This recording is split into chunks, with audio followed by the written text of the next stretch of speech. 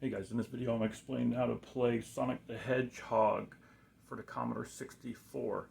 This is a release that was dropped in 2021 by Mr. Sid. You can find it on Commodore Scene Database and there's a link down in the description.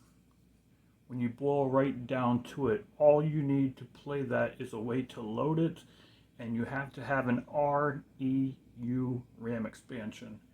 It has to be specifically an REU RAM expansion or clone or compatible. You cannot use other extended RAM. The extra RAM on a Commodore 128 will not work. Geo RAM incompatible will not work. And even the Super RAM on a SuperCPU will not work. This is designed to use the REC chip inside the original REU. An example of an REU can be seen here. This is a 1764 by Commodore. This is an original REU and it has the REC chip. The 1764 originally had 256K RAM, and that is what's required. You can also use a modern re-implementation, such as on the Turbo Chameleon version 1 or version 2. There were also old school clones of the REU, but I don't have any examples to show, but there are some. And then finally, the 1541 Ultimate also has an REU re-implementation. I do not own one, but that setup is probably vaguely similar to the setup you would do on a Turbo Chameleon. That will also work. In this, I will be demonstrating with NTSC machines. It will be basically the same with PAL. A PAL machine with no accelerator will be a little faster than the NTSC. It is recommended that you use an accelerator such as a SuperCPU or the Turbo on a Turbo Chameleon. While it's recommended on the NTSC machine, I'm sure both PAL and NTSC will both benefit.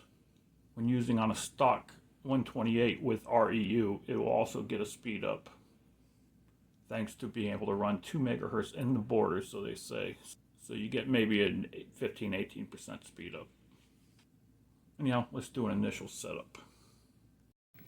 Okay, we're going to start off with an NTSC C64 with just an original REU, 1764 REU. See, there's nothing fancy going on here. Only have your IEC cable going to a real 1541-2 drive, and you have an RF. We are using an actual TV for this first recording. After that, we'll go to something a little better, but some people might actually want to see that. And we're bypassing original joystick entirely. We're going to use this Mega Switcher, which allows you to safely use a Genesis/Mega Drive controller. I did a video on that, and you'll see a card on the screen about now. Let's give it a spin. Let's give it a load from a real floppy. Good old RF input.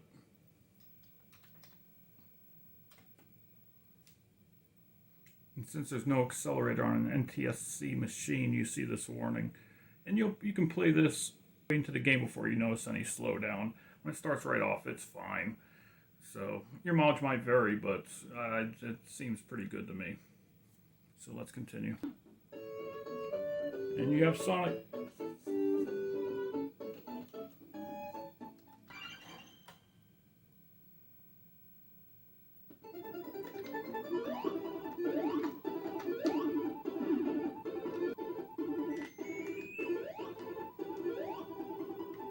Alright, that's good enough.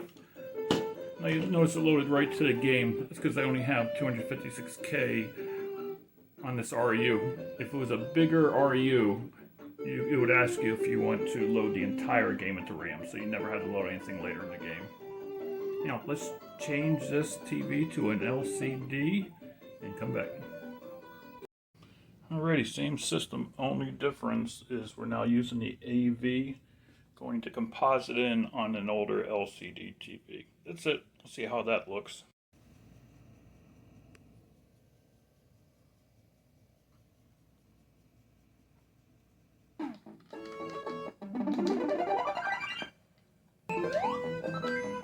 That looks better, no?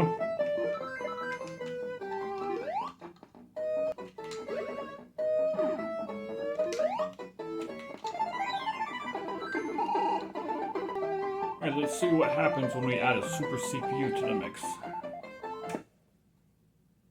Okay, Super CPU with 1764 REU, 256 kilobyte. I wasn't making this video about power supplies. Anytime in here, the rest of this video that I'm going to be using a real 1541 too, which probably won't be much longer. I'm going to be using a traditional power supply for it. Once you plug in a Super CPU, you have Jiffy DOS on your main computer. So with that, you're going to want to select compatible load and play game. With the Super CPU, it no longer gave the warning about a stock NTSC. So speed is no longer an issue. Let's see how the game looks.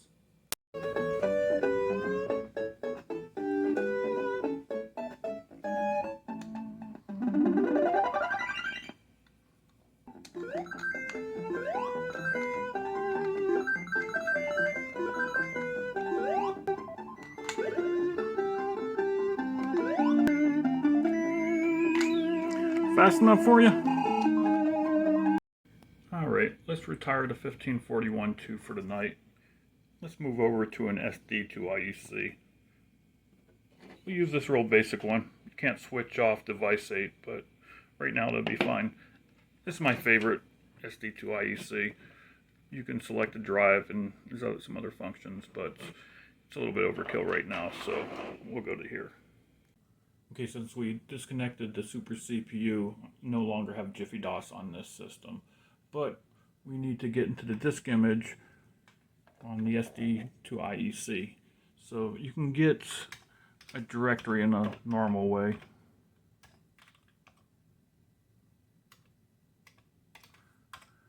So we want to mount that Sonic-A.D64. That's the first disk image. Open 1,8,15, quote, CD, Sonic-A.D64, quote, and close 1 to close the drive channel. Now we should be able to get a directory.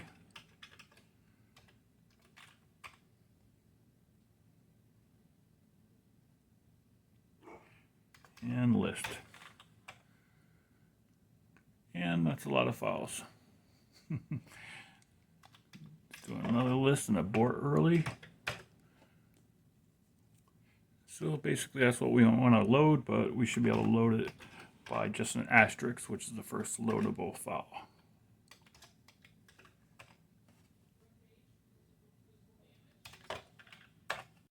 Alright, no more Super CPU, so no accelerators. So given no frame rate warning again. Yeah, we're fine. Go ahead and continue.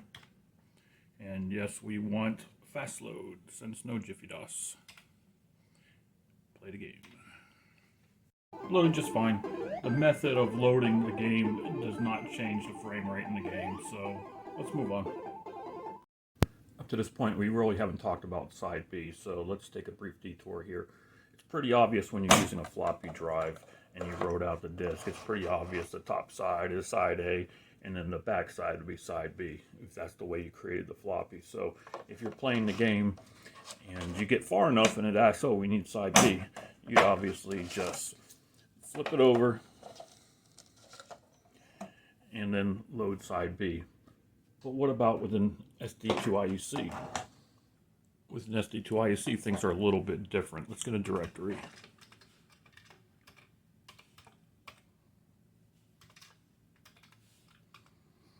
So now you have your two disk images, which I already explained how to mount one of those disk images. But if you're playing the game and you get to a certain point, it's going to ask for side 2. How are you going to get to side 2 without backing out and remounting? There's a concept called a swap list, which I'll explain. By default, an SD2IEC will not switch disks. As you see, hitting the button here is doing nothing. If you mount a D64 and you do the same thing, it's going to do nothing. you have to create that swap list, which I'll show you the dead easiest way to do it.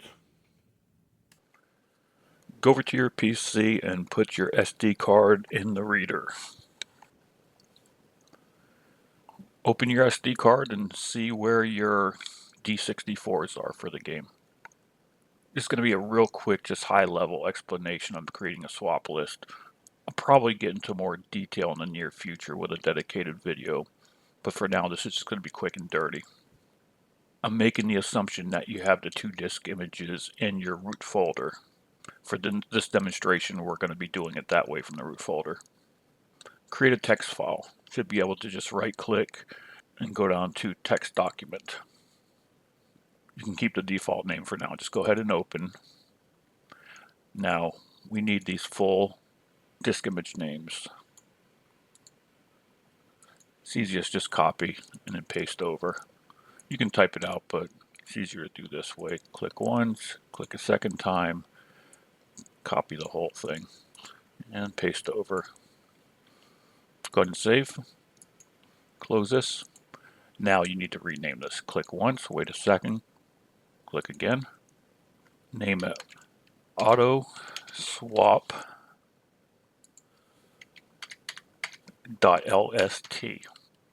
Enter. And yes, you want to change it. Go ahead and eject. Bring it back over to your 64. All right, put your SD card in. Get a standard directory.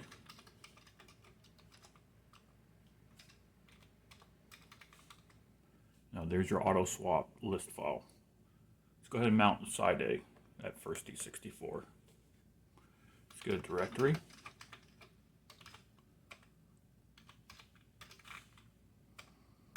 There's your side A. Let's switch to side B.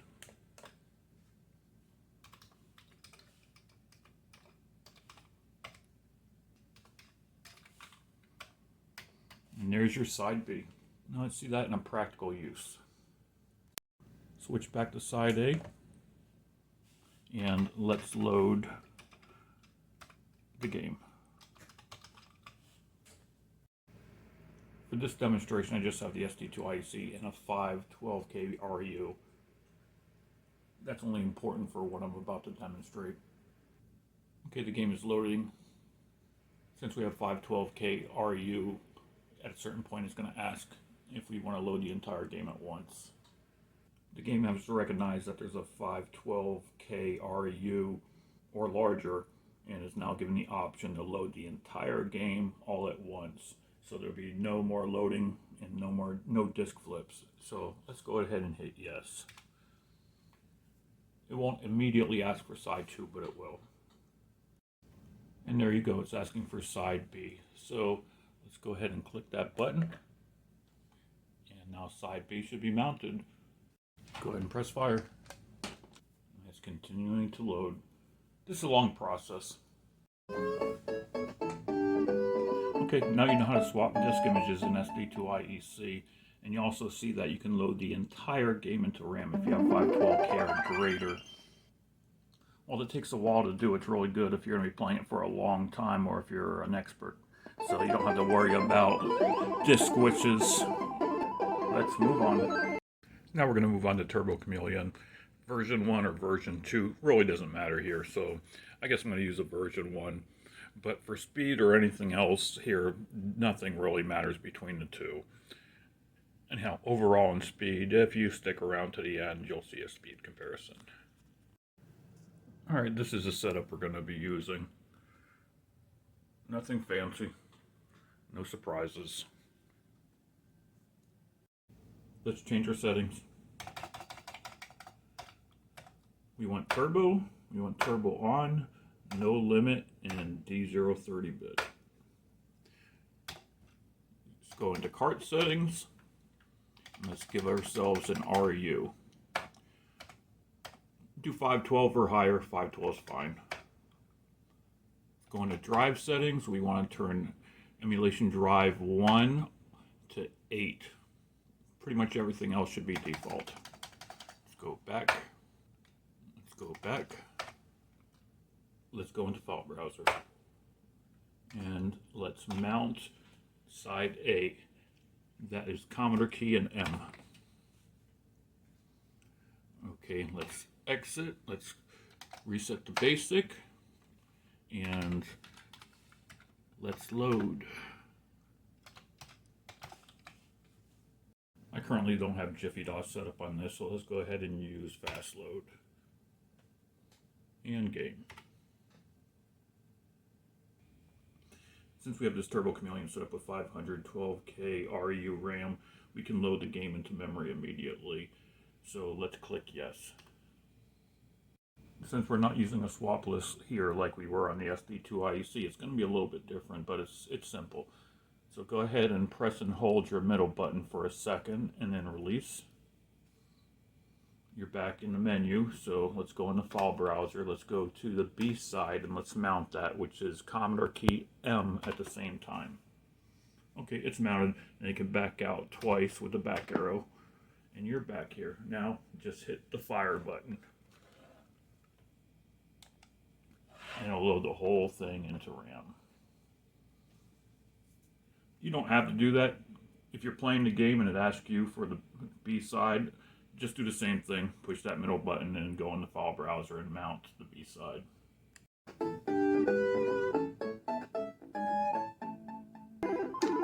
And it plays. It's real quick, just in case you never used the Commodore 128 before. By default, it boots to 128 mode. We don't want 128 mode here. So go ahead and hold down the Commodore key and turn it on. And it will boot to 64 mode. The setup we'll be using initially for the 128. Nothing special, nothing extra going on. What you see is what you get. We'll be doing the RU, and then the SuperCPU will be making an appearance. Unfortunately, the Turbo Chameleons will not. Turbo Chameleon is not compatible with the 128, and ICOM says you can actually do damage if you try to use it. So we won't. Mounting the disk image and loading is the same as the 64, so just go ahead and follow what we talked about earlier with that. And here we get a warning, which I forgot about. Anyhow, let's go ahead and try anyways. No reason why not. Let's see if we blow it up. Yeah, Houston, we have a problem, it seems. So we're not going to get the extra speed boost of the 128 when using an original RU. That kind of sucks a little bit. So we're going to have to hit no and just use the same as 64 speed. This means it'll look like a 64 with an RU. Alright, just same as a stock 64, so not really anything to show. Let's move on. Houston, we have a problem. My infamous wooden SuperCPU 128 will not fit in the cartridge port with this SD2 IEC reader. Well, we're going to have to go to the backup reader. You may or may not have a problem with an original super CPU. My wood super CPU is a little bigger than the real one, but the original case, I should say. But looking at that, yeah, you're probably gonna still have a problem. So let's use the different SD2 IEC. So okay, here's the new setup. Not much different, but you see we're using this different SD2 IEC reader. This one's kind of nice. When you mount a disk image, you'll see. You can see once it's mounted on the display, you see what you have mounted. And I'm not going to get deep into SD2 IEC different readers, but on this one, if you do set up a swap list and use the buttons to switch between them, you'll see which one you're on. So if you're only doing two like with Sonic, that's not a big deal. But if you got like a swap list of like 30, switching through those and seeing what you have on LCD is pretty nice. But like I said, this isn't about SD2 IECs.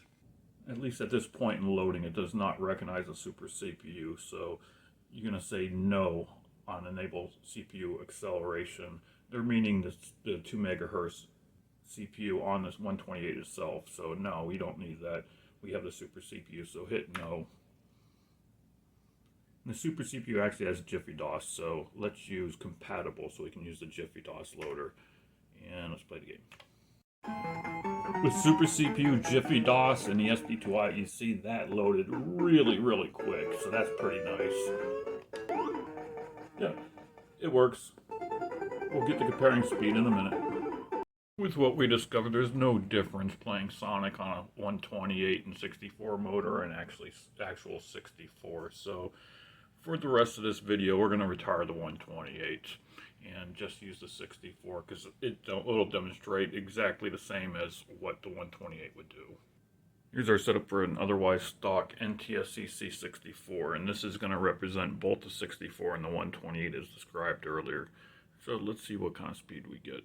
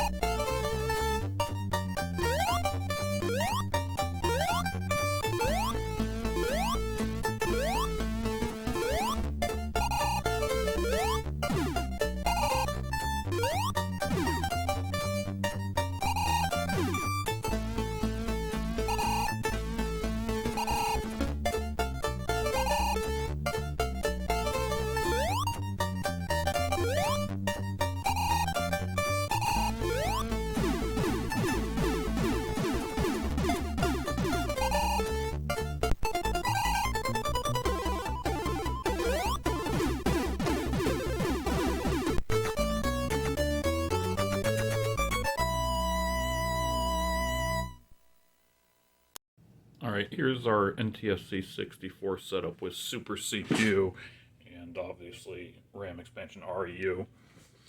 Again, this is going to be no different than the 128.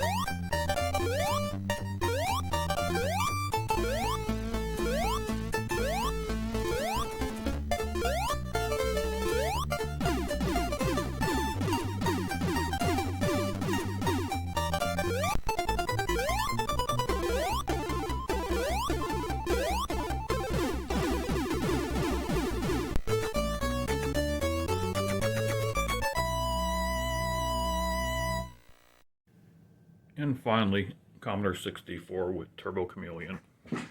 And this is our setup.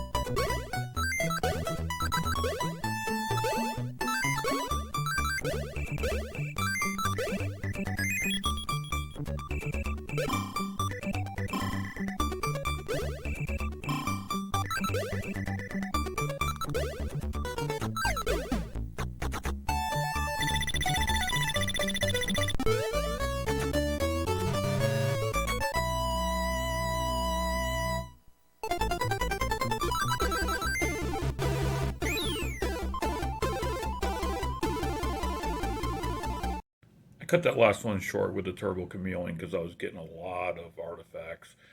Dr. Google seems to tell me that there is an issue with this game with NTSC and the Turbo Chameleon with artifacts. So that's probably enough for you to get an idea speed wise. And I may do a new video in the future with even more, maybe with a PAL machine, some other benchmarks and benchmarks of actual loading time, because I found that loading with the turbo and Jiffy DOS from an SD card from like an SD to IEC or floppy emulator on the Turbo Chameleon, it loads just so much faster. It's night and day. Anyhow, I welcome feedback and thank you for watching. Like, subscribe, hit the notification bell, and I will see you on the next video.